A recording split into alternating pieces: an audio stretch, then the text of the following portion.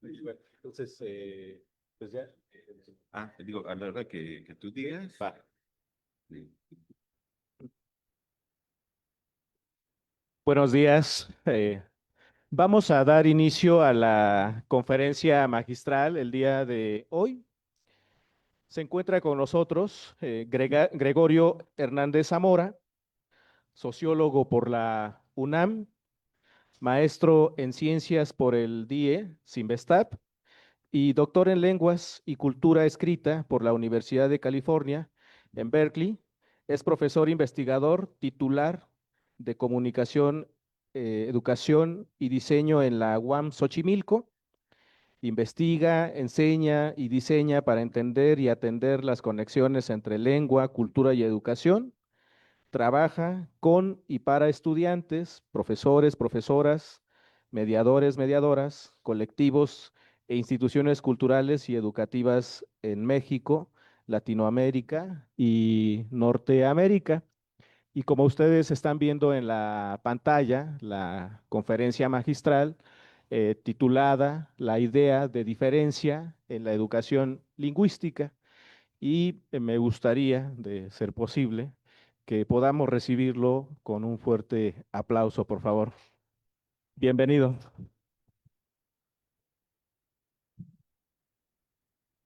Gracias. ¿Funciona? Buenos días. En primer lugar, pues quiero agradecer a la doctora Lupita Huerta por la amable invitación y también por darme este honor de dar una conferencia, ¿no? Em, Miren, yo estuve hace rato en la presentación del libro sobre escritura etnográfica y solamente quería comentar que aunque está muy conectada la educación y la etnografía, son como dos campos distintos en el sentido de que una cosa es, por decirlo así, solamente investigar comunidades y escribir sobre lo que uno observa, que es lo que hace un investigador, antropólogo, sociólogo, etcétera. Y cuando eres investigador educativo, pero también educador, entonces se agrega otra tarea, que es educar. O sea, uno no nada más investiga para explicar cosas, sino que uno interviene básicamente. O sea, uno interviene para que otras personas se eduquen, aprendan, se formen o como le quiera uno llamar. Bueno, ahora, yo cuando pensé en este título, la palabra clave que yo quise poner ahí fue esta de la diferencia. ¿Y de dónde surgió esto? Bueno, de que precisamente vengo escuchando ya desde hace décadas prácticamente, aunque yo creo que se ha intensificado en los últimos 15 años, el énfasis que especialmente viene de la antropología en la diferencia, ¿sí? Precisamente este congreso, que es un congreso enfocado en la diversidad. Ajá, la idea de la diversidad cultural, que incluso gramaticalmente se acuñan palabras raras como diversidades, pluralidades, o sea, porque la palabra ya en sí tiene un significado plural, pero se le agrega la terminación para decir algo así como pluralidad de pluralidades o diversidad de diversidades. Bueno, eso tiene que ver con una serie de movimientos en distintos mundos, pero especialmente en la academia, en lo que yo llamo, pues, la academia posmoderna, ajá, las corrientes posmodernas de la academia, que enfatizan demasiado en la separación, en la distinción entre grupos, comunidades, pequeños grupos, microgrupos y hasta individuos, ¿no? En el sentido de decir que todos somos absolutamente diferentes y que los de la colonia de Juntos son completamente distintos a los de esta colonia, ¿no? No se diga los del estado de Juntos respecto a este estado y mucho menos los del otro país respecto a este país. Y es una idea que a mí no me late, en parte porque vivimos en un mundo donde los flujos de información, culturas, corriente, tecnologías, economía, está ya en todos lados, para todos lados, ¿no? ya no existen las comunidades puras, digamos, ¿no? Aisladas, ni siquiera las llamadas comunidades indígenas originarias. Y entonces, la idea de diferenciar y diferenciar para que en el sector educativo terminar diciendo es que no te puedo enseñar a ti lo mismo que le enseño a la otra persona porque son diferentes, tiene sus límites, ¿no? Tiene sus límites. Y miren, yo quiero empezar aquí con esta imagen que en realidad yo la puse para no poner una diapositiva llena de letras. Ahí estaban mis letras y yo le pedí a la IA, hazme una imagen que ilustre mi letrero. Pero lo que quiero decir aquí es que pienso que en la actualidad la gran pregunta que tiene mucha gente en todo el mundo y gente de todas las edades, especialmente de adolescentes para arriba, es cómo resolvemos la existencia, o sea, nuestro tránsito por el mundo, ¿sí? Tenemos cada vez más conciencia de que nos va a tocar pasar por un mundo que no elegimos, por una vida que puede ser corta o larga, y cómo le hacemos para pasar por ahí, ¿no? Entonces, lo que veo es que vivimos en un mundo muy dividido, cada vez más dividido y polarizado. Por ejemplo, entre gente que para resolver el asunto de cómo paso por mi vida, elige intereses, mientras que otros eligen ideas, ¿sí? Hay gente que elige moverse por ideas o ideales o ideologías, ajá, políticas, religiosas o de otros tipos. Mientras que hay gente que se desprende o intenta desprenderse de las ideologías y más bien se enfoca en sus intereses, en resolver sus necesidades, pues sobre todo materiales y la economía ligada a esas necesidades. Otra diferencia que hay para resolver esta pregunta es entre lo individual y lo colectivo, ¿sí? Hay actualmente corrientes de gente en la política, en los gobiernos, en las comunidades que enfatizan que se trata de vivir en comunidad y se acuñan palabras como la comunalidad, etcétera. Pero hay mucha gente en el mundo que decide en la práctica enfocarse en lo individual. ¿Sí? O sea, la gente dice, pues yo no me voy a esperar a que una comunidad resuelva la economía, resuelva el crimen organizado, etcétera, y tengo que ver por mí, ¿no? Entonces se enfocan en un modo de vida, digamos, más individual. También hay diferencias entre gente que decide tomarse el mundo como está, la realidad como es, con sus ideologías, y a eso le llamamos aquí el orden simbólico. Y hay gente que dice, no, todo eso es puro invento y es puro sometimiento y yo no quiero vivir en ese orden simbólico, entonces yo me salgo, ¿no?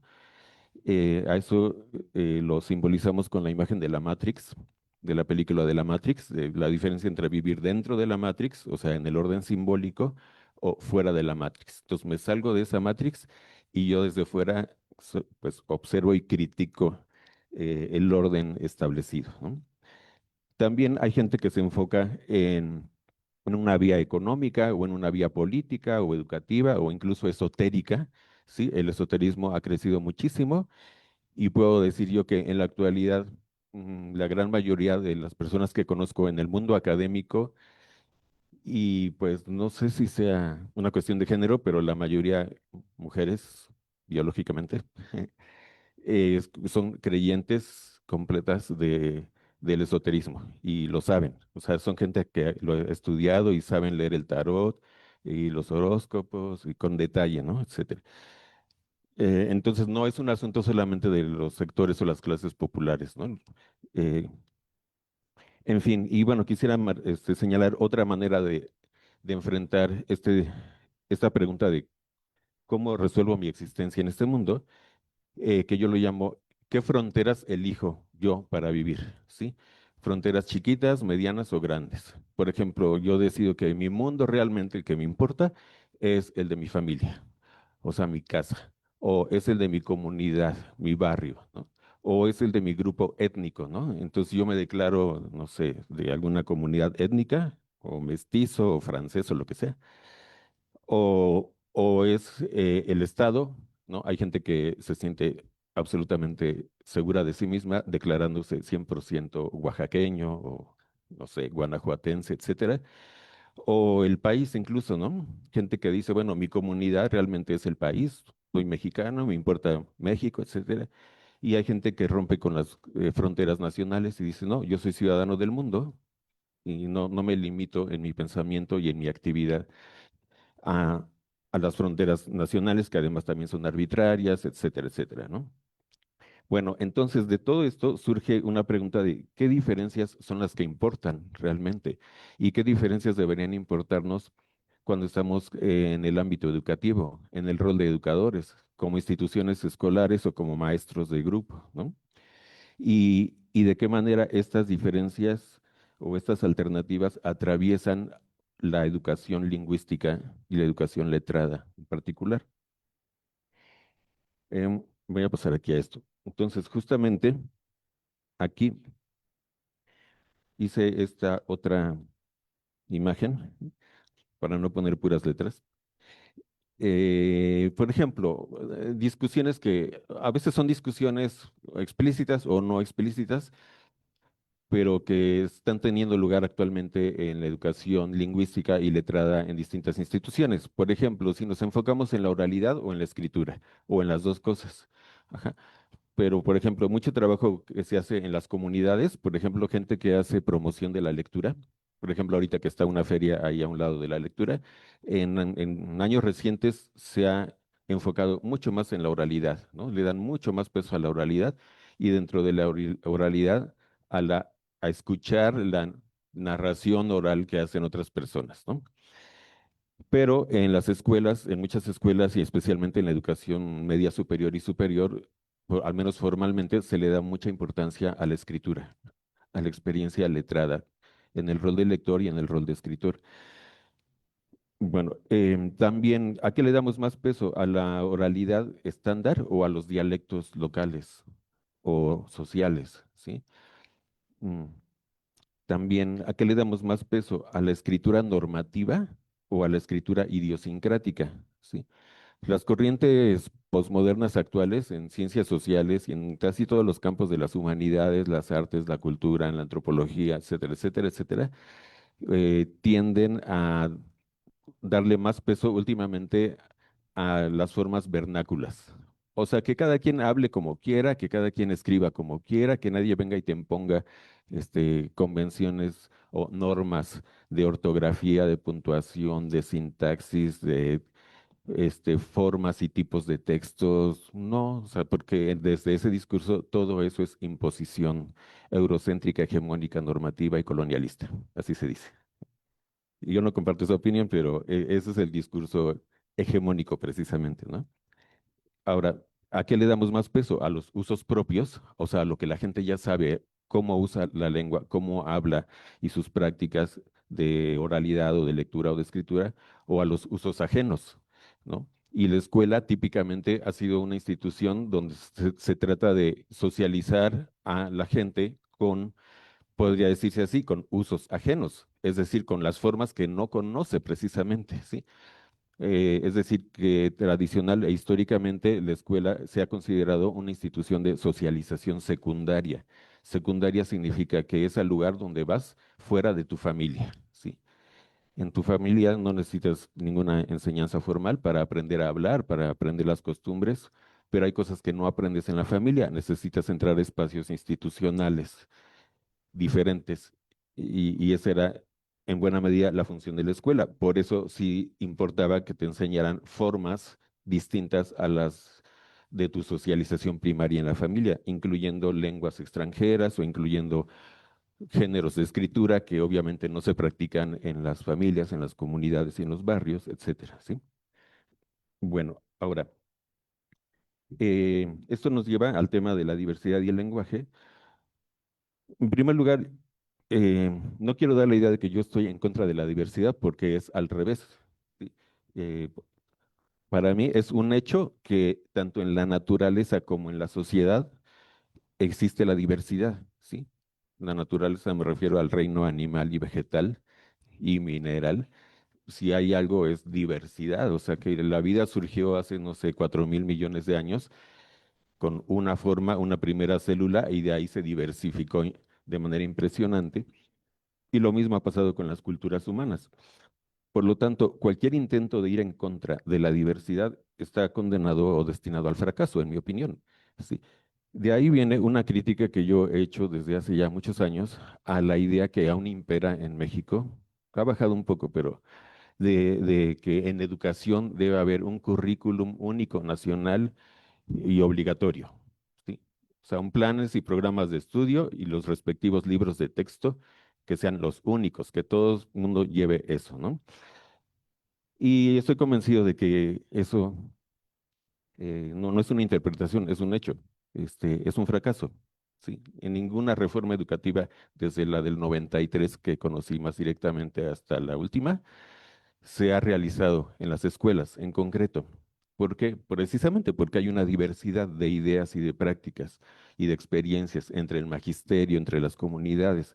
Entonces, el gobierno puede dictar verticalmente, ahora el enfoque es constructivista piagetiano o no, ahora el enfoque es socioconstructivista vygotsiano o no, ahora el enfoque es prácticas sociales del lenguaje y ahora es literacidad y ya no es alfabetización o como ahorita, ¿no? Ahorita es un enfoque decolonial, como lo entendía Marx Arriaga.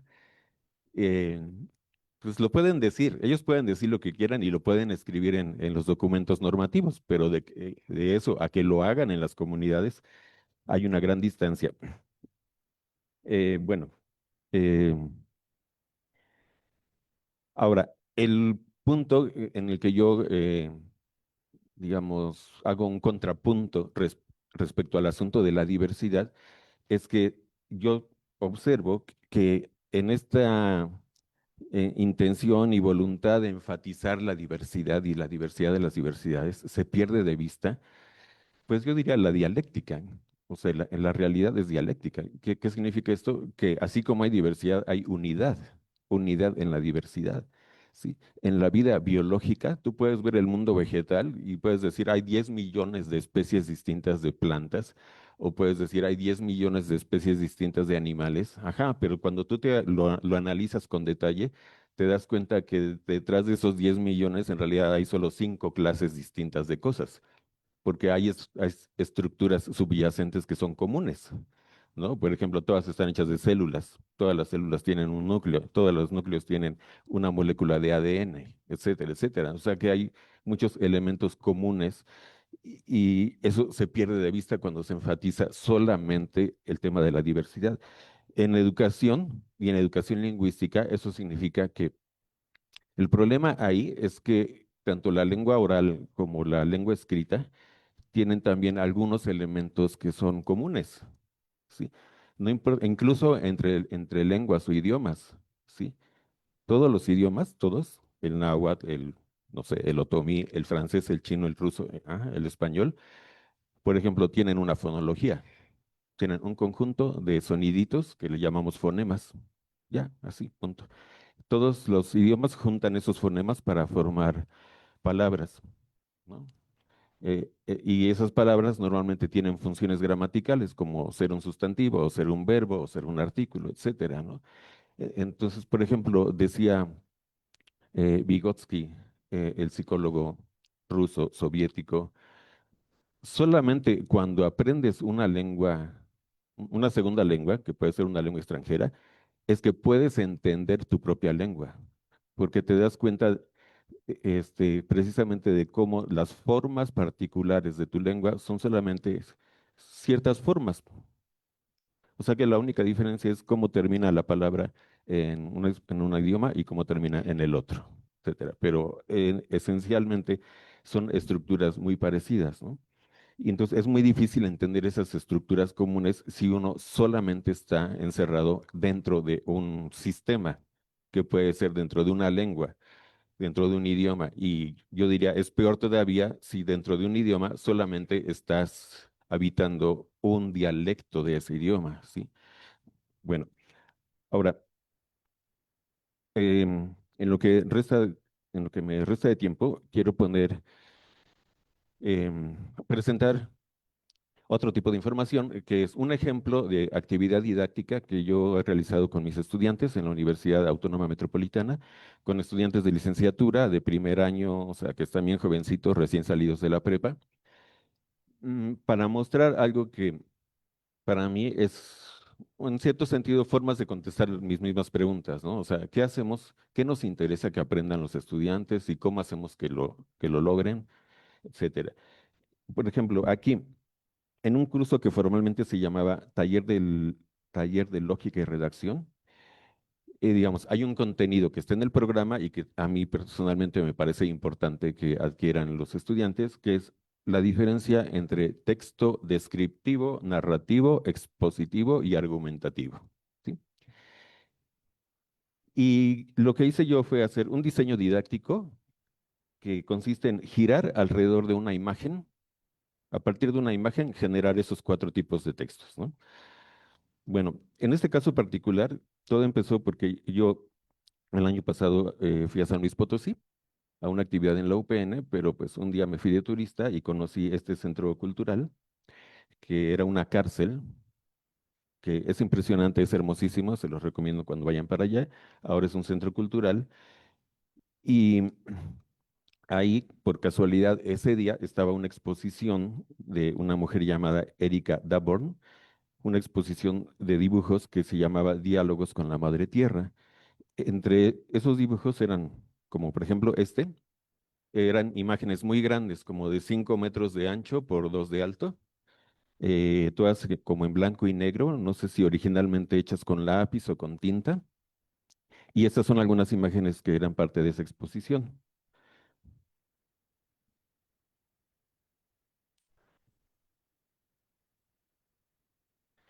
Entonces, retomando, la actividad consistía en, o sea, yo quería abordar con los estudiantes texto descriptivo, narrativo, expositivo y argumentativo, girando alrededor de una imagen. Ahora, voy a presentar el ejemplo del libro de una de las alumnas. El libro, ¿por qué un libro? Porque yo al final del trimestre les enseño a los alumnos en un salón de cómputo a hacer un libro completito, desde la portada hasta la contraportada y todas las partes que lleva un libro lo hacemos ahí. Entonces, miren, aquí me voy a salir de esto, me voy a pasar al archivo Word, que es el archivo hecho por la estudiante, y solamente aquí les enseño brevemente el formato, que efectivamente es un libro, y digamos, les pido, digamos, yo lo voy haciendo ahí en la pantalla y ellos van haciendo cada quien en su compu. Les pido que le pongan una etiquetita arriba a la izquierda. Por ejemplo, esta dice portada, después hay otra que dice la solapa, luego hay otra que es la portadilla, después la página legal, la dedicatoria, sobre la autora, el índice, el prólogo y ya el contenido, ¿no? Eh, bueno, y hasta el final, pues va incluso el colofón del libro, la contraportada con una cita textual de ellos mismos, su solapa tal y tal, ¿no?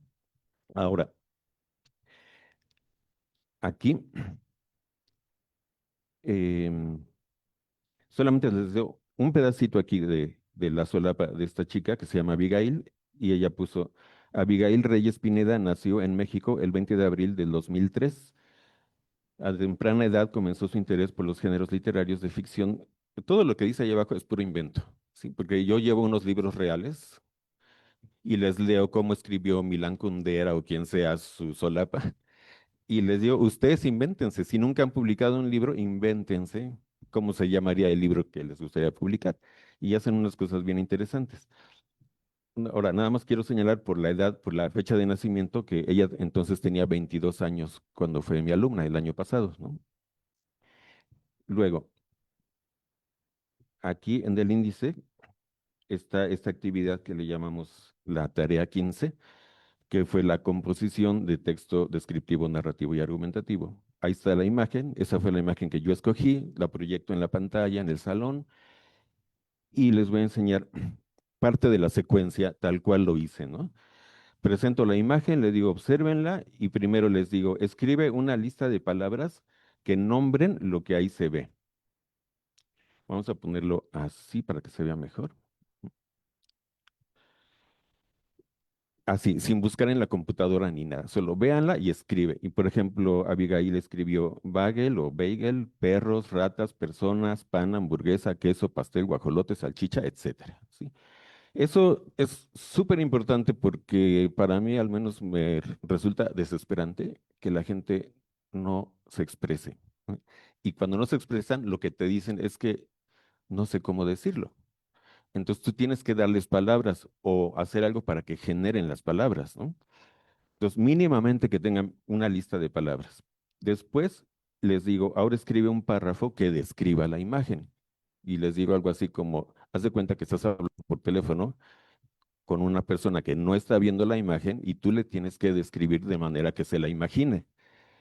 Entonces esta chica escribe, en el mural se observa un montón de comida en el suelo que se ve en muy buen estado, como bagel, perros desnutridos, comiendo ratas encima de la comida, pan, hamburguesa, queso, pastel, etcétera, etcétera, ¿sí? Al fondo del mural se ven tres personas con cara de asombro y las manos en la boca, sorprendidas al ver la escena. Entonces, si se fijan, ahí están al fondo esas tres personas, ¿no? Entonces, luego, escribe una pregunta crítica que te surja a partir de la imagen. Ahí doy una mini lección sobre tipos de preguntas. Básicamente yo distingo entre pregunta de conocimiento, pregunta de comprensión y pregunta crítica. Entonces, esta chica escribió, ¿cómo representa esta imagen la relación entre el ser humano y el consumo excesivo y qué consecuencias visuales o simbólicas se pueden interpretar a partir de la acumulación y el caos alimenticio mostrado? Y a mí me pareció una muy buena pregunta, ¿no? Luego, escribe un párrafo que narre una historia a partir de la imagen. Entonces, ahí entra una actividad básicamente de imaginación. Ahí es, pues, en gran medida ficción, pero ficción basada en una imagen. Y vamos a ver un pedacito. Ella le puso La dulce y amarga fiesta, texto de codicia y traición. Ahora, esto, por razones de tiempo, no les puedo dar más detalle, pero para cada cosa hay una intervención didáctica. O sea, esto no surge nada más porque sí. Por ejemplo, uno les podría pedir, escribe una narración y lo van a hacer, pero hay un ratito donde yo me enfoco en decirles que una narración, para que sea una buena narración, debe tener como una clave temática, sí, una clave temática. O sea, piensa tu narración de qué va a ser, de traición, de odio, de celos, de amor, de codicia, o de algo, ¿no? Generamos una lista larga de opciones y cada quien elige. Entonces, ella eligió de codicia y traición y puso era un 25 de abril del 2018 y en San Andrés todo el pueblo hablaba con emoción de la gran fiesta que se avecinaba. Se decía que sería la fiesta del año, con comida abundante, música en vivo y un ambiente inigualable. Las tías Conchita y Rosita ya estaban listas para cocinar, pues siempre se decía con orgullo que tenían un don especial para la cocina. Y no era mentira, su pozole verde era famoso en toda la región. Por su parte, el tío Ramón aseguraba que Los Ángeles Azules eran el grupo perfecto para animar el evento y convenció a los tíos Rubén, Refugio, Amador y Fidencio de cooperar para contratarlos. Todo el dinero que recolectaron fue entregado a Ramón. Él prometió que se encargaría de todo. Sin embargo, justo en esos días, su amigo Poncho le comentó que don Jacinto estaba vendiendo a buen precio el coche que siempre había deseado. Era ese mismo auto el que Ramón solía presumir con ojos brillosos, diciendo que algún día sería suyo. La codicia lo venció. En un impulso egoísta no pensó ni en la familia ni en el esfuerzo colectivo y terminó comprando el coche con el dinero de la fiesta. Y bueno, ahí sigue la historia, ¿no? Ya se imaginarán, por eso terminó todo eso en un arrebato de ira, tiraron todo al suelo y demás, ¿no? Luego, texto argumentativo. Escribe un párrafo que argumente, o sea, que critique o defienda una idea a partir de la imagen. Y yo aquí primero, así como debe haber una clave temática para una narración, debe haber una clave interpretativa para una argumentación. Entonces, por ejemplo, yo aquí les pedí, cada quien en su celular, en su IA favorita, pídanle y yo les digo cómo lo pidan. Dame una lista de 100 sustantivos abstractos, o sea, conceptos utilizados en ciencias sociales. Así. Entonces, en 2 segundos, cada quien tiene ya una lista de 100 sustantivos abstractos. En el caso de Abigail, su IA se los dio así, las palabras junto con pequeñas definiciones. y además los clasificó por áreas como sociología, cosas como sociedad, cultura, estructura, alienación, estigma, estatus, etcétera. Antropología, cultura, costumbres, rituales, tiempo, interculturalidad, para que vean que no está tan sesgada la IA, sí incluyó interculturalidad. Simbolismo, etcétera. Ciencia política, poder, Estado, gobierno, etcétera, ¿no? Economía política y desarrollo, socialismo, globalización, etcétera. Psicología social, percepción, subjetividad, memoria, estigma. Derecho y ética y tales y tales. Comunicación y cultura, y ahí vienen sus conceptos. Ahora, brevísimamente digo que esto es esencial en la educación superior, en la universidad, porque si la gente no se apropia del vocabulario técnico de su disciplina, pues no está aprendiendo nada. Es como pasar por la universidad en blanco. Si, si tú estudias antropología o estudias sociología o psicología, cuando terminas tienes que saber hablar como antropólogo, sociólogo, psicólogo, médico o abogado. Y para eso te tienes que memorizar las palabras y entenderlas, ¿no? Entonces, bueno, tiene este sentido, esta actividad. Ahora, esta chica eligió dos conceptos, justicia y marginalidad, y escribió, y yo les pedí ahí, escribe dos mini ensayos para cada uno de los conceptos. Aquí empieza su ensayo sobre la justicia. ¿Dónde quedó la justicia? Le puso ese título y escribe. Tesis. El mural representa una crítica visual a la desigualdad alimentaria y cuestiona la justicia social en un sistema donde la abundancia y el hambre coexisten, mostrando que la verdadera justicia va más allá de las leyes, implica equidad real en el acceso a lo básico como la comida. Cuando hablamos de justicia, muchas personas piensan en leyes, castigos o tribunales, pero la justicia no solo está en los juzgados, también tiene que ver en cómo vivimos, con lo que comemos, con las oportunidades que tenemos y cómo se reparten los recursos de una sociedad, etcétera, etcétera, etcétera. Y continúa el mini ensayo sobre la justicia. Y luego viene el de la marginalidad, que fue su otro concepto. Y dice ella, la marginalidad aquí no es solo económica, sino también cultural y simbólica. La comida representada no es tradicional ni casera, es altamente procesada, industrial, muchas veces la más barata y menos saludable. En muchos contextos, eso es lo único que está al alcance de quienes viven en los márgenes. Así, la pobreza no solo se refleja en la falta de dinero, sino en lo que el sistema les ofrece como opción, alimentos que alimentan poco y enferman mucho, y en ese sentido la comida misma se vuelve una forma de exclusión, y continúa su ensayo. Ahora, déjenme decirles que yo no escogí así como el típico maestro que escoge el trabajo del mejor alumno de la clase para enseñarlo, porque precisamente a mí me sorprende cuando hago este tipo de actividades que un porcentaje significativo del grupo hace cosas parecidas. O sea, si yo les enseñara, ahí tengo los libros de todos los demás alumnos y hay muchos que hicieron ensayos excelentes. O sea, todos los escritos, el descriptivo, el narrativo. Además, otro detalle, yo les pedí, todo esto lo escribieron a mano, ahí en el salón, así, tal cual, a mano. Y después ya nada más les dije que le tomaran una foto a su manuscrito y con la IA se los transcribe, ¿no? Pero bueno, yo vi ahí porque incluso inmediatamente después de que lo escriben a mano, les pido que alcen la mano voluntarios para leerlo y los leen y ya desde ahí yo me quedé sorprendido y dije, wow, ni yo me imaginaba tantas cosas que podían surgir. Ahora, finalmente quiero enseñarles el prólogo del libro que escribió Abigail. Este prólogo lo escriben ya el último día del trimestre, justamente cuando están haciendo el libro. Y yo les digo, les explico qué es un prólogo y les digo, tú escríbele un prólogo a tu propio libro, ¿no? Entonces, hay varios que están impresionantes y este es uno de ellos. Dice Abigail en su prólogo. Las palabras tienen el poder de construir puentes entre lo que sentimos y lo que el mundo entiende. Este libro no es solo una recopilación de ejercicios académicos, es un recorrido íntimo, simbólico y crítico por mi experiencia como estudiante de comunicación social durante mi tercer trimestre en la Universidad Autónoma Metropolitana, Unidad Xochimilco. A través de los textos que aquí se presentan, intento responder a una pregunta que me acompañó desde el primer día del taller de lógica y redacción. ¿Qué sentido tiene escribir? La respuesta la fui descubriendo paso a paso, entre ensayos, reflexiones, palabras inventadas, narraciones personales y análisis de imágenes. Cada texto es una pieza de ese proceso. Inspirada por el mural Punto de Inflexión de Erika Darbon, aprendí a mirar más allá de lo evidente, a descubrir el simbolismo oculto en los objetos, en las ausencias, en el exceso. Este ejercicio me enseñó que el arte puede ser una crítica social poderosa, que los conceptos como justicia, marginalidad o símbolo no solo se definen en los libros, sino que se viven y se sienten en la piel.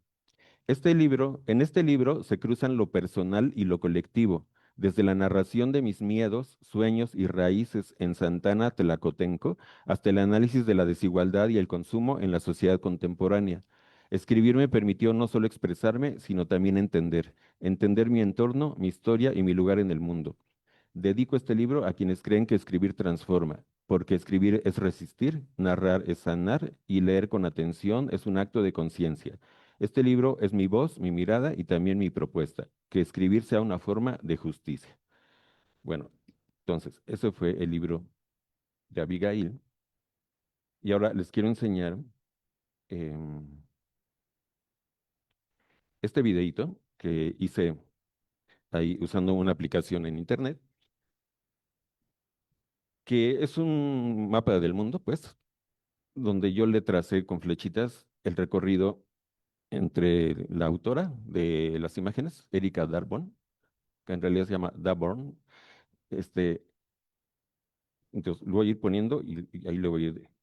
Entonces, esta mujer, Erika Daborn, nació en Winchester, Inglaterra, un pueblo que puede ser que a uno no les diga nada, pero bueno, ella nació ahí.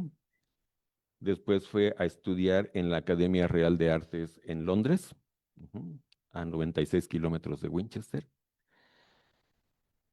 Después fue a vivir y a trabajar como profa en el Museo de Arte del Boston College, en Boston, Estados Unidos, a 5.200 kilómetros de Londres. Después se fue a vivir a San Miguel de Allende, Guanajuato, a 3.600 kilómetros de Boston. Después su obra, no sé si ella personalmente, pero su obra fue a parar al Centro de las Artes de San Luis Potosí, que es donde yo la vi, a 138 kilómetros de San Miguel de Allende. Después yo tomé unas fotos ahí y las llevé a la UAM Xochimilco, a 370 kilómetros de San Luis Potosí. Y una alumna que es del pueblo de Santana Tlacotenco, a 18 kilómetros de la UAM, pues ustedes acaban de ver yo diría, lo mucho que le significó, ¿no? Entonces, ¿qué me dice a mí este recorrido que hice en este videíto? Bueno, mire, aquí le seguimos. Ah, bueno, y yo traigo a colación todo esto aquí a la Facultad de Filosofía y Letras, a 86 kilómetros de Ciudad de México, ¿no? Entonces, en total hubo un recorrido de 9.600 kilómetros entre el lugar donde nació Erika Daborn y aquí, ¿no? Pero hay otros cruces ahí que no aparecen, ¿no? Por ejemplo, podría aparecer mi lugar de origen, que es Ciudad Neza, ajá, y otros lugares donde me he movido, etcétera.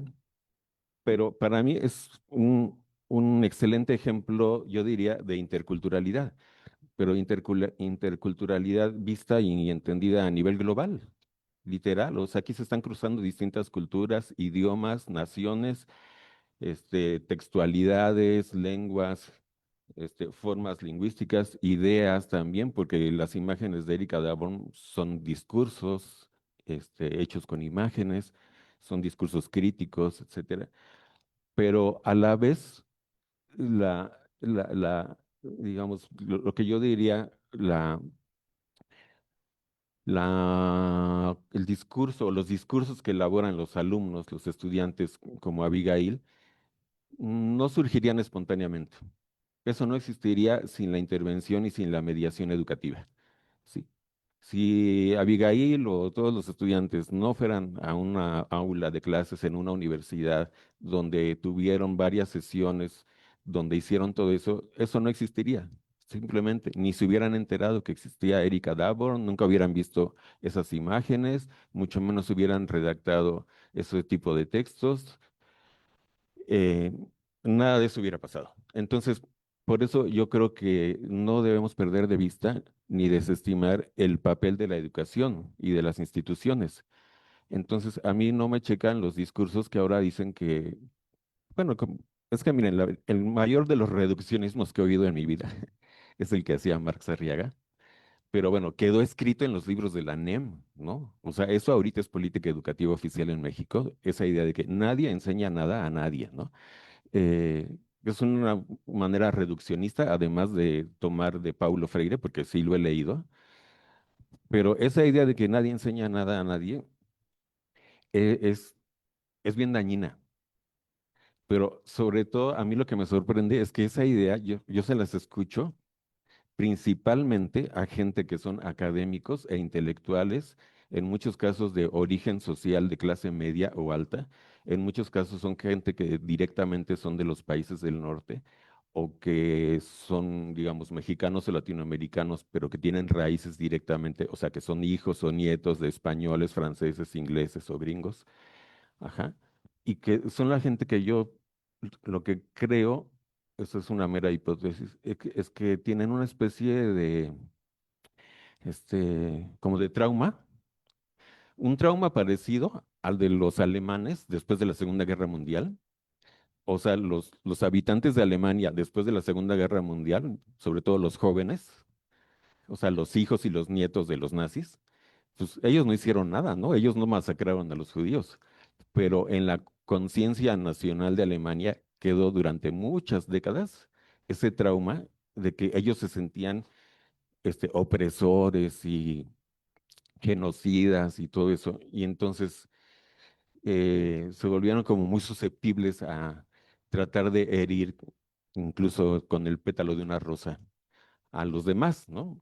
Entonces yo escucho un poco así el discurso de gente académica que rechaza así total y absolutamente cualquier forma de lo que llaman verticalismo, verticalismo, o sea, y pues toda relación entre una autoridad del tipo que sea y otra persona sí tiene un componente vertical. Por ejemplo, la relación entre un médico y el paciente, o la relación entre un maestro y los alumnos, o la relación entre una autoridad política y los ciudadanos, o la relación entre el jefe de una empresa y los empleados.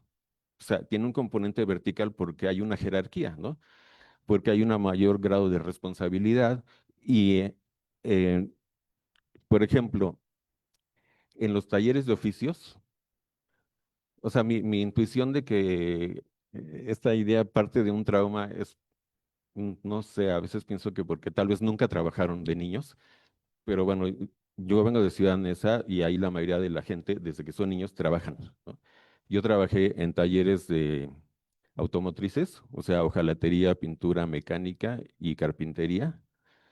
Y toda la gente que trabaja en ese tipo de oficios no tiene ningún problema con que haya un jefe que les dé órdenes. Al contrario, porque si tú quieres aprender el oficio, si tú quieres ser carpintero o si quieres ser mecánico automotriz, tú necesitas ir a un lugar a trabajar con un maestro mecánico o con un maestro carpintero. Y tú no estás esperando que llegues al taller a que el maestro carpintero te diga, no, yo no te voy a enseñar nada, tú lo tienes que descubrir por ti mismo, ¿no? Y yo no sé más que tú, ¿no? Todos aprendemos de todos. No, lo que estás esperando es que te diga qué hagas, ¿no? Y que poco a poco te vas familiarizando y vas aprendiendo el oficio. Y fíjense, curiosamente, esto ha sido investigado académicamente con mucho detalle en la investigación sociocultural del aprendizaje, lo que también se llama el aprendizaje situado. Hay muchos estudios del aprendizaje en contextos no escolares y una diferencia súper importante que se ha encontrado entre esos estudios del aprendizaje situado y el aprendizaje en las escuelas es que en los contextos no escolares la gente sí llega a ser maestro, o sea, sí llega a dominar el oficio. Tú empiezas como ayudante de carpintero o de mecánico o de pintor de coches y después de un tiempo que ni siquiera son 4 años, como en una licenciatura, ya eres maestro. O sea, aprendiste el oficio realmente, ¿no? Bueno, eso es lo que les ha dicho a los investigadores, es que ahí pasan cosas, entre otras sociales, pero también pedagógicas, que son eficaces, que logran que la gente aprenda, ¿sí? Y que pase del rol de ser un ayudante aprendiz a ser el responsable del oficio, ¿no? Bueno, ahora vamos aquí a cerrar esto. Y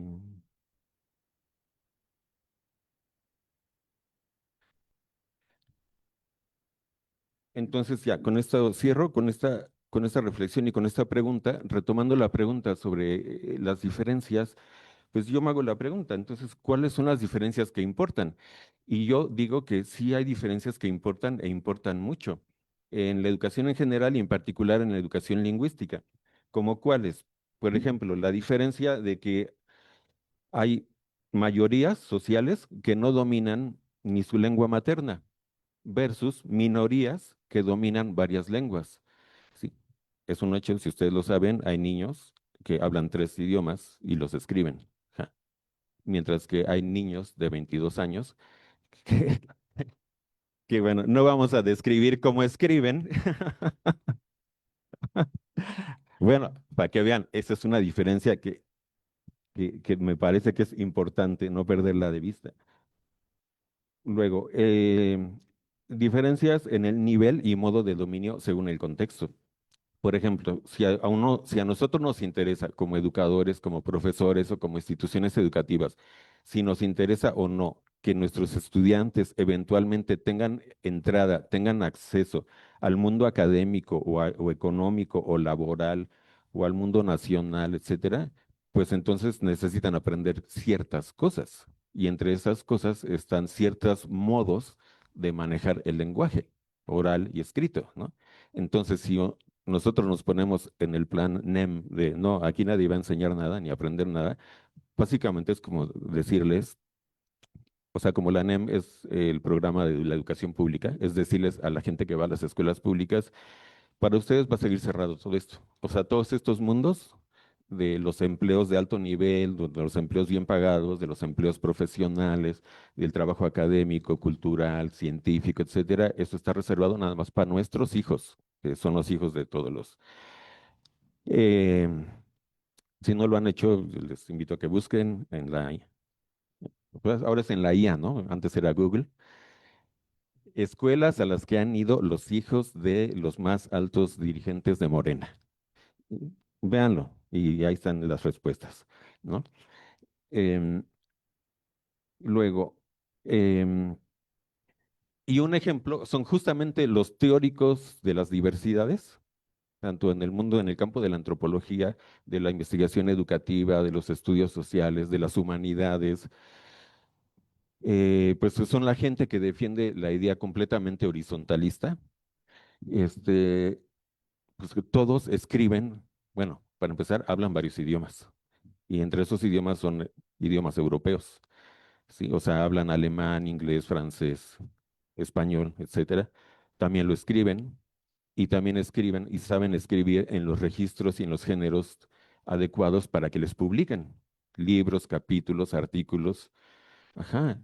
Entonces, yo creo que es importante no solamente oír el discurso y los razonamientos deconstructivos académicos, sino ver lo que las personas hacen para ellos posicionarse en un lugar del mundo social, en la realidad. Entonces, si a ti te están diciendo, tú no aprendas el español porque es un idioma colonial, impuesto, hegemónico, pero yo sí, o sea, yo sí lo sé y además lo sé escribir y me lo publican. Y luego por esas publicaciones me invitan a dar conferencias. Bueno, hay que este, no perder de vista eso. Entonces, en resumen, yo digo que las diferencias que importan en el lenguaje son aquellas que, o sea, que nos deberían importar como educadores, es enseñar aquello que expande el acceso de las personas, sobre todo las personas que vienen de los medios sociales marginados, y que les permiten tener acceso a espacios y roles que les amplían el mundo y no que los confinan en los pequeños mundos en donde ya estaban, ¿no? Para eso no se necesita ir a la escuela, realmente. O sea, la escuela es para poder tener elementos y recursos para poder expandir tu mundo, tus ideas, tus conocimientos, incluyendo también pues tus expectativas y aspiraciones, ¿no? Bueno, y finalmente le pongo ahí discursos que iluminan el pensamiento y dan voz a la gente sin voz.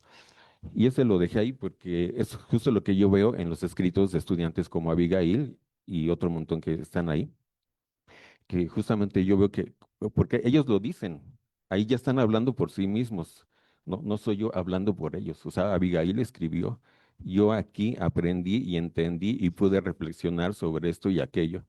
Ajá, entonces lo que estoy viendo es que ahí, por decirlo así, ella desde su percepción pudo iluminar su propio pensamiento y darle voz a sus ideas, ¿no? Y para mí, pues ese es el trabajo de la educación. Bueno, aquí le dejo muchas gracias por su atención y pues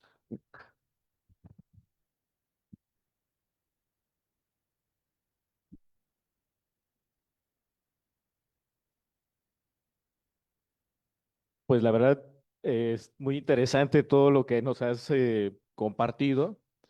Nos haces reflexionar muchísimo sobre eh, bastantes ideas y también nos hiciste reír, que eso la verdad siempre es muy interesante en todo este proceso. Y hay muchos jóvenes, entonces me parece que el mismo ejercicio que nos compartes es fundamental porque cierras con la importancia de la autoría propia que detona ideas, articula discursos y afianza también pues a la persona y su devenir educativo. Pues sin más preámbulo, quisiera aprovechar para ver si alguien se anima, podemos dialogar, ¿sí? Adelante. Vamos en este orden. Perdón, levantó primero la mano, ¿cómo se llama, perdón? Sofía. Sofía y después Wendy, Caro, Yori y Luis. Sí les pido que para que aprovechemos el tiempo, porque es ya limitado, pregunta concreta, por favor, para que pueda también él desarrollarse. Por favor. Bueno, bueno, ah, más bien que una pregunta, no sé si sí, soy bien. funciona esto.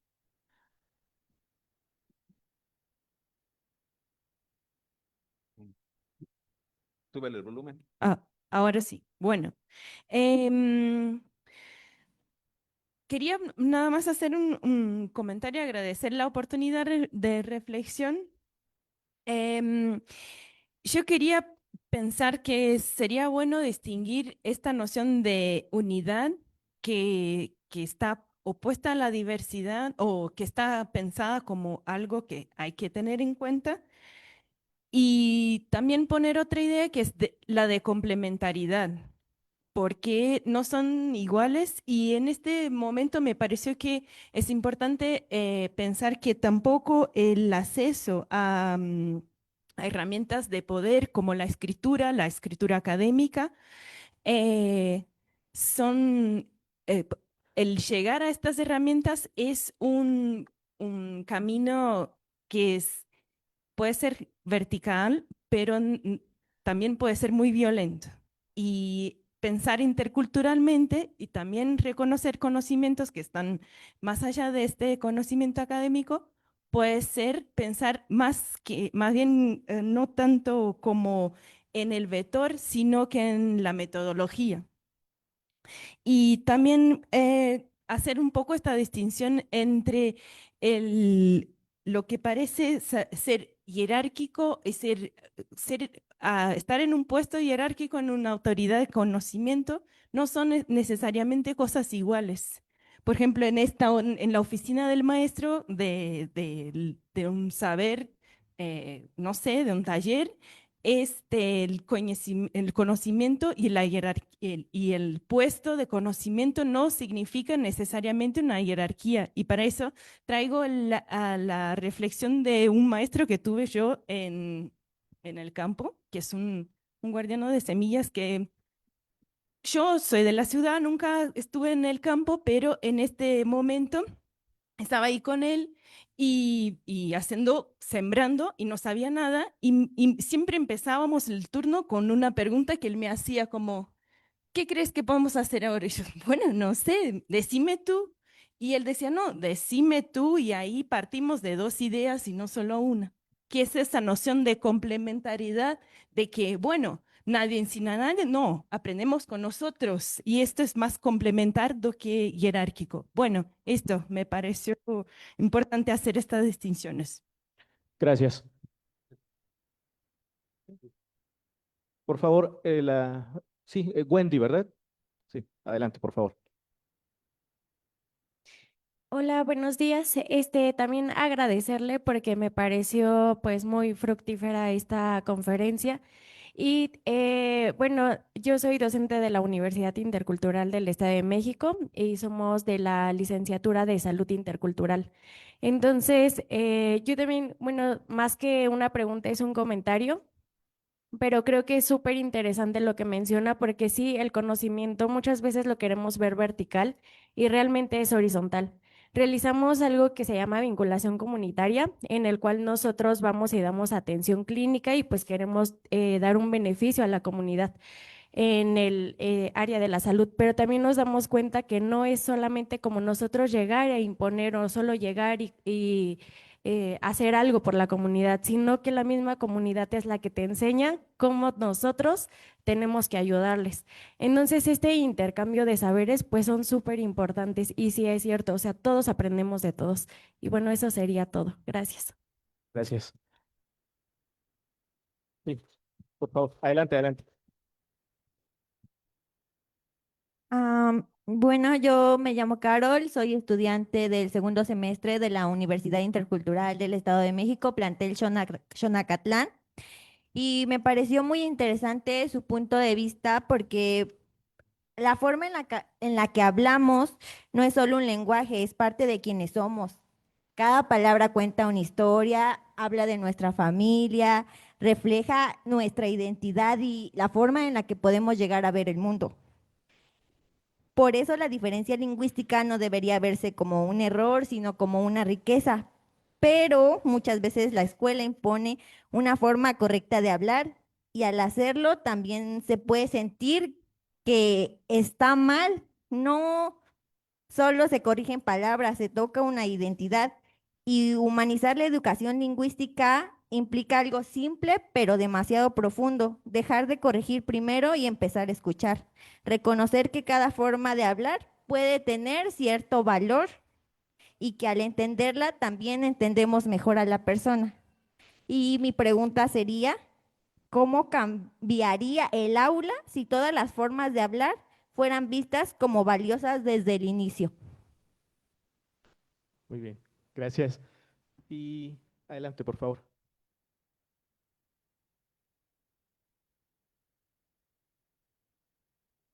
Sibencia, Cuabani, Cuabancia, Ñani, Cuas, muchísimas gracias. Yo vengo de la Universidad Comunal de Oaxaca.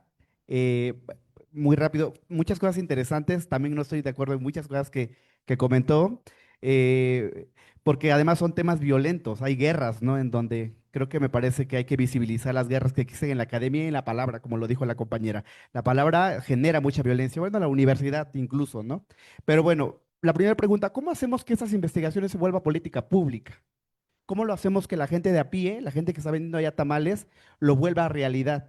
Porque pareciera que la interculturalidad está solamente en la academia, pero no en el Congreso del Estado. Yo trabajo en el Congreso del Estado. En la Comisión de Cultura no se están formando estas iniciativas de ley. Entonces, ¿qué responsabilidad tienen los académicos para poderlo hacer ya en la realidad? Ya no tanta teoría, ya no queremos tantos libros. El gobernador acaba de decir que va a armar otra universidad de las artes.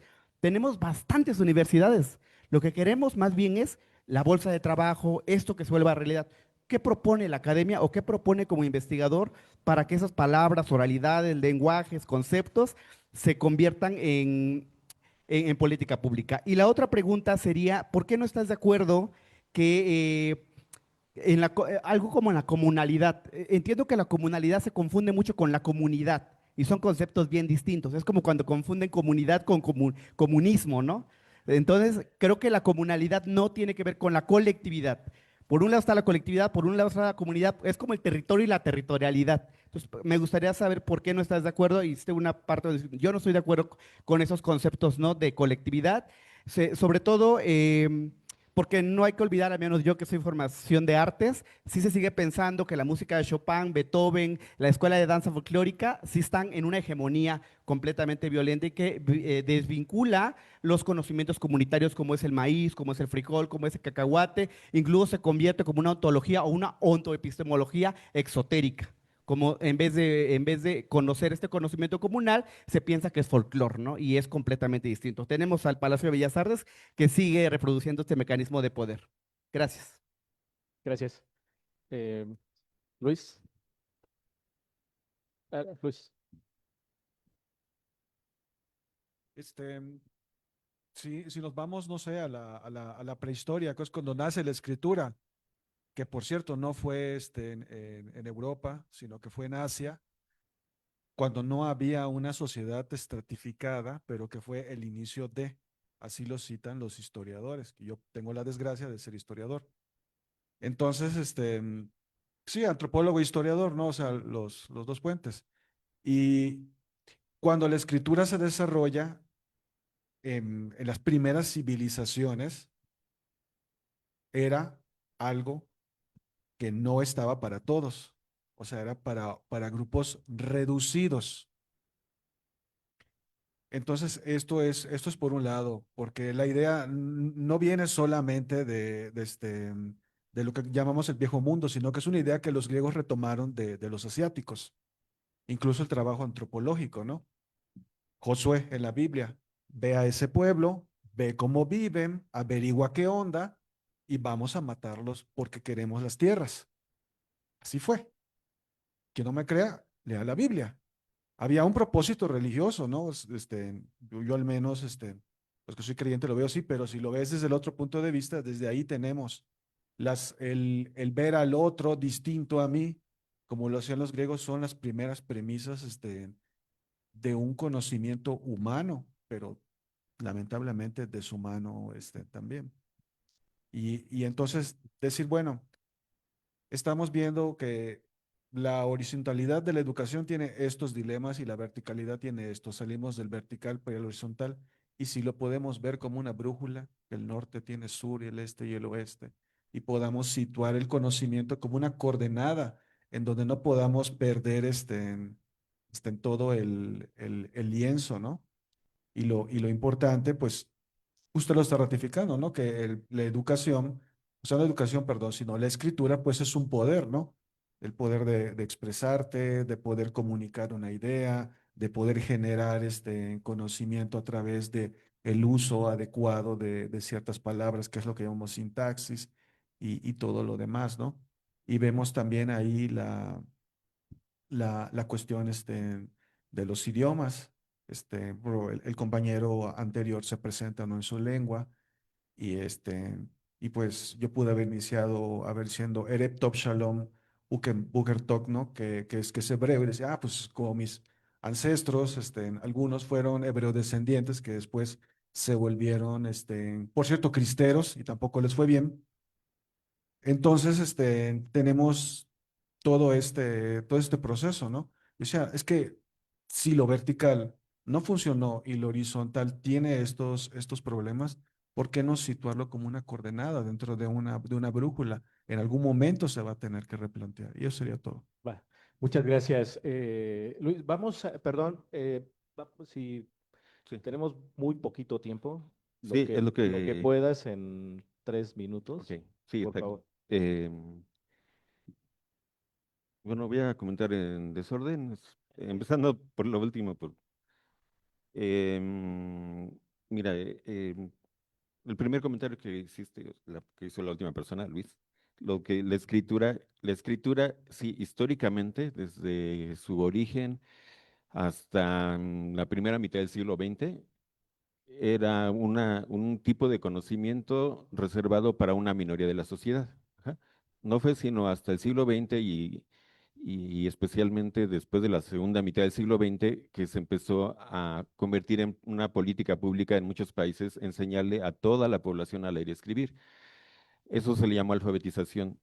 Entonces, en países como México, la alfabetización universal es algo que se logró ya desde hace décadas. O sea, es muy rara la persona que no sabe el alfabeto, pero lo que no sabe y puede hacer mucha gente es expresarse realmente por escrito, de manera eficaz, fluida, persuasiva, etcétera, ¿no?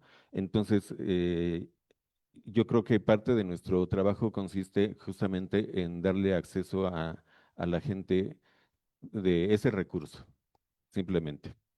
Eh, por decirlo así, deselitizar el poder de la palabra escrita, ¿no? Luego, otro compañero, Jody, me parece, dice, ¿qué propone para que, o sea, para que las investigaciones que hace la academia se conviertan en política pública? Mira, la mayor parte de lo que yo presenté hoy no es investigación, es mi trabajo como docente, ¿sí? Y solamente te puedo decir que mm, sí, como investigador desde hace décadas he estado en aulas de distintos niveles educativos donde he encontrado lo mismo prácticas malas, digamos prácticas pedagógicas malas, pero también he encontrado que en todos los estados, en muchas regiones, siempre hay algunos maestros que son increíblemente buenos y simplemente se tendría que tomar ese trabajo, esas prácticas de esa gente que sabe trabajar en las aulas para convertirlo pues en propuestas, en posibilidades pedagógicas, ¿no? Pero eso no pasa, entre otras cosas, porque seguimos teniendo una ideología, y esa la comparten los políticos que están en el gobierno, como buena parte de la academia, de que debe haber un plan y programas de estudio y materiales didácticos únicos e iguales para toda la población.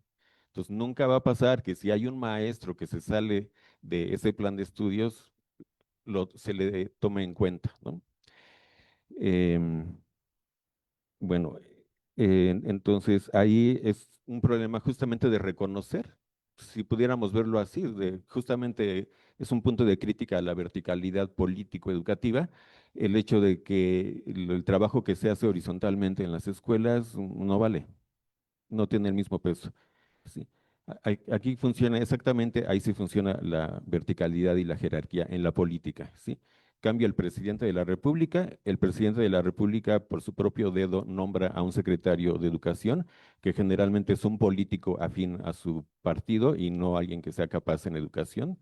Ese secretario nombra a los subsecretarios nombran a los directores generales y luego a ellos se les ocurre hacer grandes reformas educativas, que lo que hacen es cambiar los planes y programas de estudio y como esas personas están en los cargos altos del gobierno, pues son a las que el país escucha, ¿sí?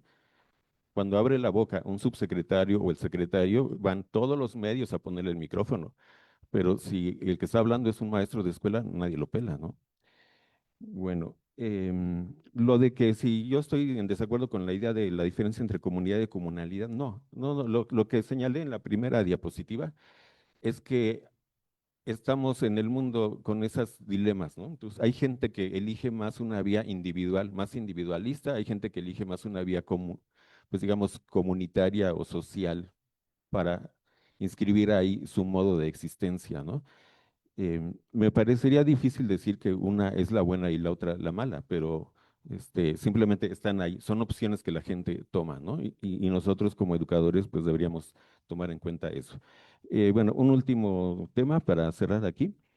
Em, Wendy decía, bueno, soy docente de la Universidad Intercultural. Em, el conocimiento es, híjoles, mi letra. Pero bueno, no se trata de llegar e imponer, porque tú estás en el ámbito de la salud, ¿no? Sí, o sea, sí, no, porque es que depende, mira, la gente que trabaja en oficios, por decirlo así, la gente sencilla, que sabe hacer cosas como plomería, electricidad, cocinar, etcétera, esas personas no sienten que le están imponiendo a la gente cuando hacen su trabajo. Eso de que te imponen y de que es violencia es discurso intelectual. Por ejemplo, cuando tú vas a una lonchería a comer y la persona que cocina la comida te da unas opciones que ella decidió, no siente que está violentando a los comensales, ¿no? O sea, y los comensales, o sea, a ver, si era un poco ridículo que dijeran, ah, aquí me están violentando en este restaurante porque me están dando un menú con opciones que yo no propuse, ¿no? Entonces, es todo un tema que hay que pensarle. Gracias. Un aplauso, la verdad es que ha sido fascinante escuchar al doctor Gregorio y pues te agradecemos muchísimo tu presencia y Gracias. muchísimo disfrutamos esta conferencia. ¿Sale, vale? Gracias. Pues los invitamos a ir a las otras actividades también, por favor.